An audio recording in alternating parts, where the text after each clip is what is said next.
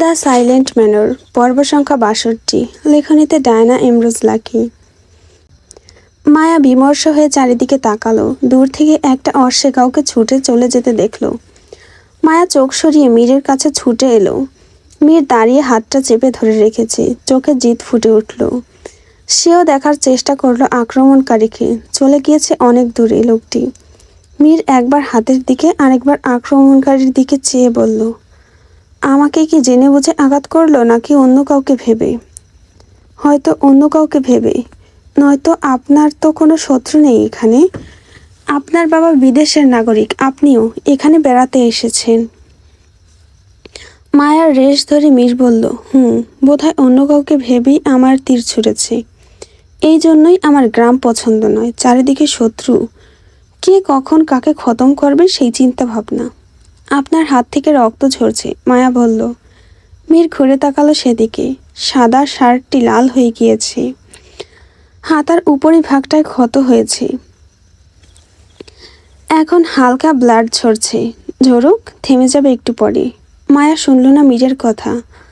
তার গলায় পেঁচানো ছিল সুতির ওড়না। ওড়নার একটা অংশ ছিঁড়ে তৈরি করলো লম্বাটে টুকরো ব্যান্ডেজ কাপড়। সেটি বেঁধে দিল মীরের হাতে। আপাতত ধীরে ধীরে থামছে রক্ত ঝরা। চলুন বাড়ি ফিরে যাই, পরে আপনার শরীর খারাপ করবে, মায়া বলল ব্যথিত কণ্ঠে। এত সহজে মীরের শরীর খারাপ হয় না। আমি হলাম বাঘ। বাঘকে দেখেছো কখনো দুর্বল হতে? বাঘ দুর্বল না হলেও তাকে কিন্তু কৌশলে কাবু করা যায়। মীরের কাছে কৌশলও হার মানে। ধরে ফেলি অন্যের কৌশল। ছাই। মায়া তোয়াক্কা না করে মীরের প্রসঙ্গ উড়িয়ে দিল। হরিণ শিকার হলো, চলুন জঙ্গলের ভেতরে যাই। জঙ্গলের ভেতরে জঙ্গলি থাকতে পারে, সুন্দরী মেয়েদের দেখলেই ঝাঁপিয়ে পড়ে। এরপর ওরা যদি তোমাকে আক্রমণ করে? আপনি আছেন কি করতে? আমাকে বাঁচাবেন?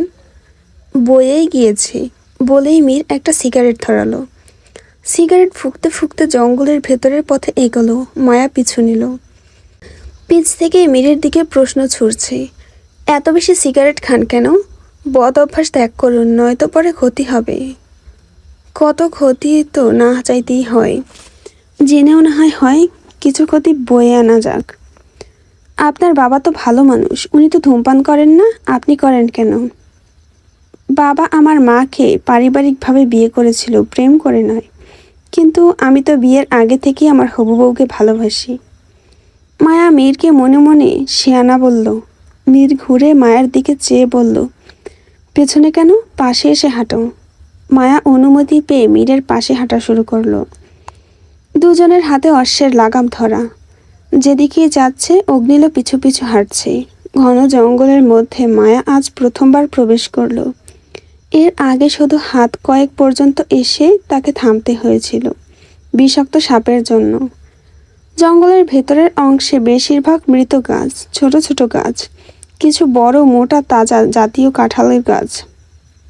নিশ্চয়ই কাঠুরি কেটে নিয়েছে, সেই চিহ্ন এখনো রয়ে গিয়েছে। দূরে কিছু হরিণ ছুটছে। কিছুক্ষণ আগে একটি হরিণ শিকার হতে বাকিদের মধ্যে যেন ভয় জন্মে গিয়েছে। মীর সিগারেট ফেলে দেয়। মায়া বলল, এত সিগারেট খেলে বিয়ের আগেই আপনার বউ বিধবা হয়ে যাবে। হোক, তাই বলে তার জন্য নিজের অভ্যাস ত্যাগ করতে পারবো না। সে আপনার অভ্যাস নয়। যেদিন তাকে বিয়ে করব, বিয়ের প্রথম রাতে সে যদি আমার শর্ত মানতে রাজি হয়, তবে শর্ত অনুযায়ী আমিও সিগারেট খাওয়া ছেড়ে দেব, কারণ সেও সিগারেট খাওয়া পছন্দ করে না। কোনো মেয়ে সিগারেট খাওয়া পছন্দ করে না। যেই মেয়ে সিগারেট খাওয়া ছেলে পছন্দ করে না, সে কোনো মেয়ের জাতের মধ্যেই পড়ে না। কিছু দূর তারা হেঁটে গেল। একটা কূপের সামনে গিয়ে দুজন থামে। মায়া চারিদিকে একবার তাকায়, ক্লান্ত ভঙ্গিতে বলল, শুধু শুধু এত দূর হেঁটে আসলাম, না জঙ্গলিদের দেখলাম, না সুন্দর কোনো দৃশ্য। মীর কিছু বলল না। দীর্ঘক্ষণ পথ হাঁটার পর শরীরে এক অনিবার্য তাগিদ থামাতে বাধ্য করলো তাকে। চারিপাশে শুধু গাছগাছালি আর পাখির ডাক, মানুষের কোনো চিহ্ন নেই। সে একটু ঘন পাতার আড়াল সরে যেতে চাইল। সে পা বাড়াতেই মায়া বলল, ওদিকে কোথায় যাচ্ছেন? দাঁড়াও, 1 মিনিট আসছি। না, 1 মিনিটে অনেক কিছু হয়ে যেতে পারে। কোনো জন্তু জানোয়ার এসে আমাকে যদি আক্রমণ করে, আপনার সাথে নিয়ে চলুন। মীর ঠোঁট কামড়ে আবার ছেড়ে বিড়বিড় করে বলল। মেয়ে মানুষ নিয়ে কোথাও বের হওয়াই মহা মুশকিল। কিছু বললেন? না, অদৃশ্য ভূতের সাথে কথা বলছিলাম। আমি একটু হালকা হতে যাচ্ছিলাম। মীর আঙুলের ইশারায় মায়াকে বোঝালো। মায়া বুঝতে পেরে নাক কুঁচকে ফেলে। মীর ফের বলল, তুমি নাকি সুন্দর কোনো দৃশ্য দেখোনি, তো আমার সাথে চলো, কঠিন দৃশ্য দেখাই। দরকার নেই, আপনি যান। বলেই মায়া অন্যদিকে ঘুরতে মীর আঙুল তুলে মায়ের দিকে তাকিয়ে বলল, এসে যেন তোমার মুখ না দেখি। মীর ছোট ছোট গাছের পাতার আড়াল থেকে কয়েক মুহূর্ত পর ফিরে আসলো, কিন্তু তার চোখ যখনই মায়াকে খুঁজলো সে থমকে যায়। আকস্মিক হকচকিয়ে গেল, কোথাও মায়া নেই, শুধু তার অশ্ব একাকী দাঁড়িয়ে আছে। মীর উদ্বিগ্ন হয়ে পড়ল, ঘুরে ঘুরে এদিক ওদিক তাকালো। যত দূর চোখ যায় তত দূর পর্যন্ত তাকায়, কোথাও মায়াকে দেখা গেল না। মীর ডাকাডাকি শুরু করলো চেঁচিয়ে চেঁচিয়ে। তার সাথে অগ্নিলও যোগ দিল ও ঈর্ষাধ্বনি তুলল, যেন বলতে চাইছে মায়াকে ও দেখেছে। মীর ডেকে ডেকে এদিকে সেদিকে ব্যস্ত পায়ে হাঁটতে শুরু করে। কণ্ঠে তার একটি শব্দই প্রতিধ্বনিত হচ্ছে বারবার, মায়া। মীর মায়াকে কোথাও দেখল না। ক্ষুদ্র সময় তাকে আতঙ্কে জড়িয়ে নিল, ঘন ঘন দম ফেলছে। এক্ষুনি এখানে ছিল মেয়েটা। 1 থেকে 2 মিনিটের মধ্যে মেয়েটা কোথায় যেতে পারে? হয়তো ইচ্ছে করে কোথাও চলে গেছে। কেননা কোনো জন্তু জানোয়ার আক্রমণ করলে চিৎকার করত, অশ্ব হেরসা তুলত, সেরকম কিছু ঘটেনি। তবু মীর খানিকটা চিন্তিত হলো। শরীরের শক্তি ছেড়ে ফিরে গেল অশ্বের কাছে। শেষবার মতো আশেপাশে তাকিয়ে অশ্বের পৃষ্ঠে উঠতেই দূরের বড় একটা গাছের গোড়া থেকে গোলাপি রঙের ওড়নার অংশ দেখা গেল। মীর অশ্ব থেকে নেমে সেদিকে গেল, ধীর স্থির পায়ে হেঁটে। গাছটির পেছন থেকে উঁকি দিয়ে দেখলো মায়ার মুখ ভার করে বসে আছে। মীর আড়ালে হাঁফ ছেড়ে বাঁচল। এরপর মায়ার সামনে গিয়ে দাঁড়ায়। মায়া চোখ তুলে মীরকে দেখে আবার চোখ নামিয়ে ফেলল। মীর হাঁটু ভাঁজ করে বসে বলল, ভালোই তো আমার সাথে লুকোচুরি খেললে, এখানে লুকিয়ে বসে আছো কেন? আপনি তো আমাকে বললেন ফিরে এসে যেন আমাকে না দেখেন। আমি তো মজা করে বলছি, তাই বলে তুমি সত্যি সত্যি লুকিয়ে পড়বে? যদি তোমার কিছু হয়ে যেত? হলে হতো, তাতে আপনার কি? আমার কিছুই না, এখন চলো এখান থেকে চলে যাই। মায়া আর কিছুই বলল না। মীর হাত বাড়িয়ে দেয়। মায়া তার হাত ধরে উঠে আসলো। অশ্বের কাছে পৌঁছে মায়া বলল, আমাকে এখানে নিয়ে আসার উদ্দেশ্য কী ছিল? তেমন কিছু না, তোমার বিয়ের বাকি আর মাত্র 72 ঘন্টা। এরপর তো আর তোমাকে পাবো না, তাই একটু স্মৃতি তৈরি করে রাখলাম খালাতো বোনের সাথে। বলেই একগাল হাসল মীর। অন্যদিকে মুখে হাসি নেই আহির মির্জার। মিলন খুনের সময়টা আজ দীর্ঘদিন হয়ে গিয়েছে, এখনও সঠিক কোনো তথ্য জোগাড় করতে পারেনি। আজ যাবে কামার ওসমান হামেদের বাড়িতে। লোকটি বেঁচে নেই, ছেলেপলে নিশ্চয়ই কেউ আছে, জিজ্ঞাসাবাদ করলে কোনো না কোনো তথ্য মিলবেই বলে আশাবাদী আহির। সাথে তার সহকর্মী অরুণ। অরুণ আহিরকে ছেড়ে আর শহরে যাবে না, বলেছে মিলন হত্যার রহস্য এবং মায়ার বিয়ের পরেই যাবে। আহির অরুণকে জোর করল না শহরে ফেরার জন্য। তারা কামার ওসমান আহমেদের বাড়িতে আসলো 8 ঘন্টার ভিতরেই। আলিমনগরের বাজারে কিনারায় দাঁড়িয়ে থাকা কাঠের বাড়িটা যেন সময়ের হাত এড়িয়ে যাওয়া এক স্মৃতি। গাঢ় বাদামি কাঠের দেওয়ালগুলো বিকেলের রোদে ঝলমল করলেও কোথাও কোথাও বৃষ্টির দাগ আর বাড়ির দীর্ঘদিনের বয়সের ছাপ স্পষ্ট। ঢালু ছাদে শুকনো পাতার স্তূপ জমে আছে, বাতাস বইলে সেগুলো হালকা শব্দে নড়ে ওঠে। সামনে ছোট বারান্দা, বারান্দার কাঠের খুঁটিগুলো হাত বোলাতেই উষ্ণতা টের পাওয়া যাবে, যেন বাড়িটা নিজেই জীবন্ত। বারান্দায় ঢুকলো তারা, কাঠের গন্ধে বুক ভরে গেল। মেঝে কড়কড় শব্দ করছে, প্রতিটি শব্দ অতীতের গল্প লুকিয়ে আছে যেন। বারান্দার পাশেই ছোট্ট বাগান থেকে নরম আলো এসে পড়ছে দেওয়ালে। আলো ছায়ার খেলায় ঘরটা আরো গভীর হয়ে উঠল। অরুণ দ্বিধাবোধ না করেই গলা পরিষ্কার করে খোলা কণ্ঠে ডাকলো, কেউ আছেন? আমরা দরকারে এসেছি, বিনা কারণে আপনাদেরকে বিরক্ত করতে আসিনি, তাড়াতাড়ি আসুন। বলেই দাঁতগুলো বের করে আহিরের দিকে তাকালো। আহির কটমট চোখে তাকিয়ে আছে অরুণের দিকে। চাপা গলায় বলল, অচেনা বাড়িতে এসে কিভাবে একজনকে ডাকতে হয় তা জানো না? আগে বলছো আমরা বিরক্ত করতে আসিনি। শোনো, কাউকে জিজ্ঞাসাবাদ করা হয় তখন তাকে বিরক্তই করা হয়, বুঝছো? বুঝেছি। অরুণ বলেই মাথা নত করে ফেলল। পুনরায় মাথা উঁচু করে ওসমান আহমেদের ঘরের মূল ফটকের দিকে তাকিয়ে বলল, আমরা অল্প কিছুক্ষণ কথা বলেই চলে যাব, এখন আসুন। কথাগুলো অরুণ মিনমিনিয়ে বলল।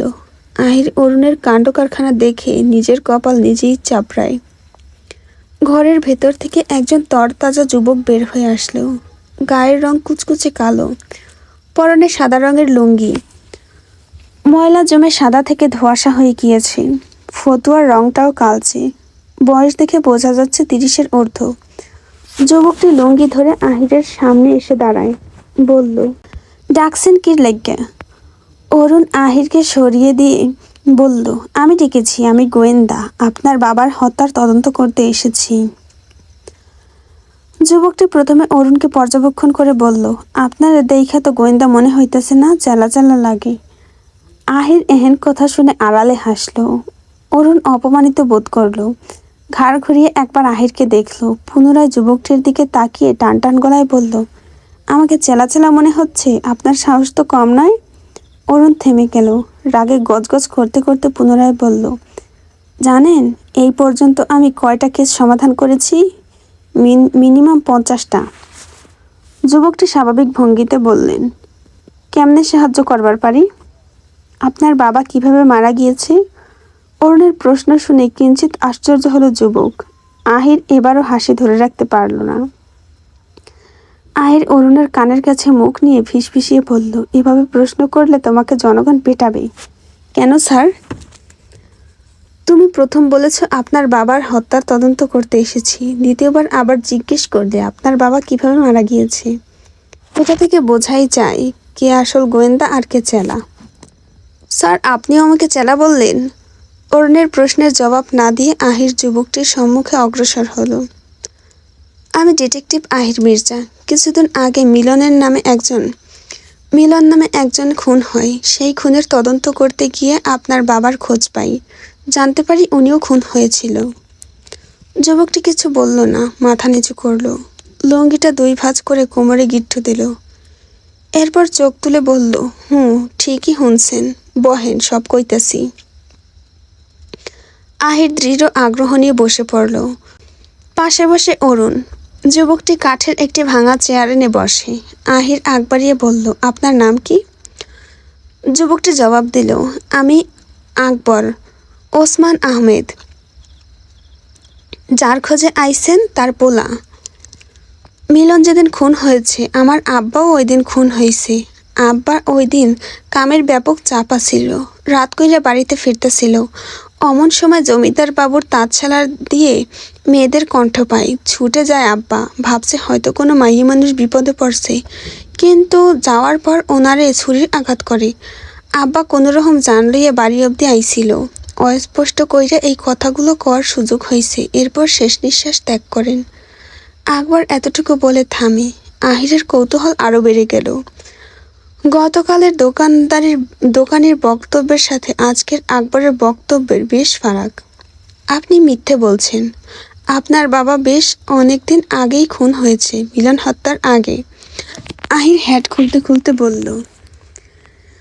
আকবর নরম গলায় নিরুত্তাপ ভঙ্গিতে বলল, না সাব, আমার আব্বার খুনের সংবাদ হয়তো বাজারের চা দোকানদার মজিবুর চাচাই দিছে। উনি ঠিক মতন সব কিছু মনে রাখবার পারে না। আহির মেরুদণ্ড সোজা করে বসল। আকবরের কথায় কিছুটা সত্যতা পাওয়া গেল। ওসমানের তথ্য দেওয়া দোকানের হালচাল সঠিক ছিল না। গলা পরিষ্কার করল আহির, আপনার বাবার কোনো শত্রু ছিল? না সাব, আপনার কাছে অনুরোধ, আমার আব্বার খুনেরে আপনি নিজ হাতে শাস্তি দেবেন, ওরে খুঁজা বাইর করেন। আকবরের চোখে জল জমল বিন্দু বিন্দু। আহির বলল, আপনার বাবা নিশ্চয়ই এমন কিছু দেখেছিল যা ওনার দেখা মোটেও ঠিক হয়েছিল না, যা দেখার বিনিময়ে ওনাকে প্রাণ দিতে হয়েছে। আচ্ছা, উনি মৃত্যুর আগে আর কিছু বলে যেতে পেরেছিল? মানে কে বা কারা ওনাকে হত্যা করেছে? আকবর বিমোহিত চেহারায় কিছু ভাবল, ভেবে সেকেন্ড কয়েক পর জবাব দিল, জমিদার বাড়ি, এইটুকু কইতে পারছিল। আহির গভীর চিন্তায় ডুবে গেল। বাঁ হাতের তালুতে ভর রেখে ঠোঁটের ফাঁকে কনিষ্ঠ আঙুল প্রবেশ করালো। মুহূর্তেই হাত সরিয়ে GS লেখা ছুরিটি বের করলো। সেটি আকবরের দিকে এগিয়ে দিয়ে বলল, ভালো করে দেখুন তো এটা আপনার বাবা বানিয়েছে কিনা। আকবর সময় নিয়ে বলল, এই ধরনের ছুরি আব্বা বানাইতো। এইটা আব্বার মরণের কয়দিন আগে বানাইছে। কে বানাতে দিয়েছিল এটি বলতে পারবেন? কোনো ভদ্রমহিলা, আমি ঠিক চিনতে পারি নাই ওই দিন। বোরখা পরা আসিল। রূপোর ছুরি বানাইতে তো একমাত্র টাকাওয়ালারাই পারবে, কোনো সাধারণ মানুষ নয়। কোনো সাধারণ মানুষ যদি মুখোশের আড়াল থেকে অন্যায় কাজ করে, সে হলো কালো টাকা দিয়ে। সেই কালো টাকা দিয়ে স্বর্ণের ছুরিও বানানো যায়। আপনি ঠিক কইছেন সাব, বলে আকবর পরপর কয়েকবার পলক ফেলল চোখের। মাথা নুইয়ে লুঙ্গি দিয়ে ঘাম মুছল। কোনো কারণে ভয় পেয়ে গিয়েছে হঠাৎ। আর কিছু জানার আছে সাব? আহির মুখের অভিব্যক্তি পরিবর্তন করে ফেলল। কঠিন করল দৃষ্টি। কর্কশ শব্দে গলা থেকে বের করল, আপনি এতক্ষণ মিথ্যা বলছিলেন। আপনি আপনার বাবাকে হত্যা করেছেন।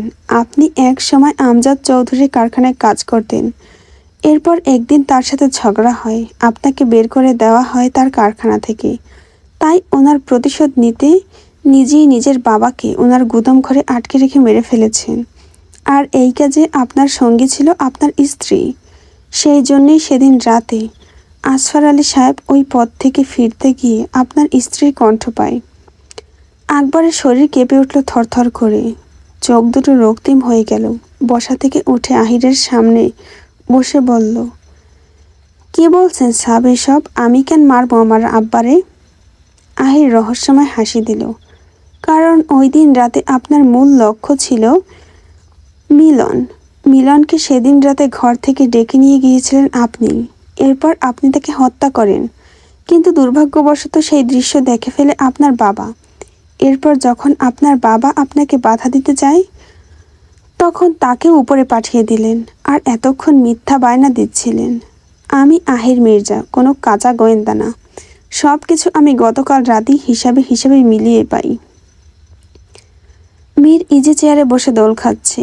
নিচ থেকে অতিথিদের কোলাহল ভেসে আসছে। জয়ন্ত বেগমের আত্মীয় স্বজন শালুক শাহানারা সহ সবার বাড়ির আত্মীয়রা ইতোমধ্যে এসে হাজির হয়েছে। সবাই মেহেন্দি পড়ছে হাতে। তবে মেহেন্দি অনুষ্ঠানে মায়া তখনও হাজির হয়নি। মন তার ভীষণ খারাপ। মীরকে বলেছিল সেখানে উপস্থিত থাকতে, থাকেনি।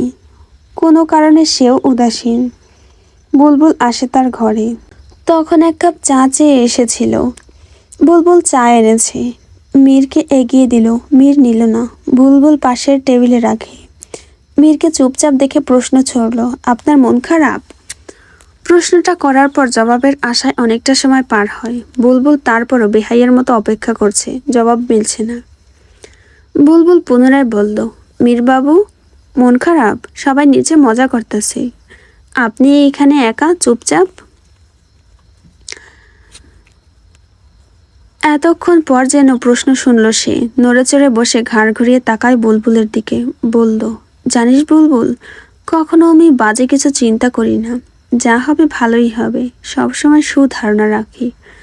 কিন্তু তারপরও কেন এতটা কঠিন দুঃস্বপ্ন দেখলাম? ঘুমের ঘোরে স্বপ্ন নিয়ে ভাববেন না, এগুলো সারাদিনের কাজবাস্তে চেতনা থেকে আসে। কিন্তু আমি তো খারাপ কিছু ভাবি না। তবে কেন দেখলাম সেসব? কি দেখলেন? এখন এসব বলতে ভাল লাগছে না, চলে যা। বলুন, হালকা লাগবে। একাকী ভাবলে মন ভার হবে, মাথা ব্যথা হবে। মীর বলার জন্য প্রস্তুত হলো। বুলবুল তার সামনে এগিয়ে গিয়ে দাঁড়ালো। মীর বলল, বাড়িতে সবাই বিয়ের আয়োজন করছে, কিন্তু আমি স্বপ্নে দেখলাম অন্য কিছু। অন্য কিছু কি? কারোর শেষ বিদায়ের আয়োজন করছে। মীরের অভিব্যক্তি পরিবর্তন হয়ে গেল। মলিন হলো চোখ দুটো। বুলবুল কিছুক্ষণ মাটিতে, এরপর মীরের দিকে চেয়ে বলল, বাবু, আমিও কয়েকদিন যাবৎ একই স্বপ্ন দেখতাছি, হয়তো শয়তান দেখায়। মীর ব্যস্ত কণ্ঠে বলল, রাফিদ কোথায়? নিচে কাজ করতেছে, হয়তো বোনের বিয়ে বলে কথা। ওকে উপরে পাঠাও, বলো আমি ডাকছি। বুলবুল মাথা কাত করে সম্মতি জানিয়ে ছুটে গেল নিচে। আবার এক দৌড়ে ছুটে এলো, মীরকে জানালো, বাবু রাফির দাদা নাকি সেই কখন থেকেই বেরিয়েছে। মালকিন বলল একজন এসে দরকারি কথা আছে বলে ডেকে নিয়ে গেল। বলে দম ছাড়ে বুলবুল। মীর মর্মাহত কণ্ঠে বলল, ও শিট, যা ভয় পেয়েছিলাম তাই হলো। এরপর সেও ছুটে ঘর থেকে বের হয়ে যায়।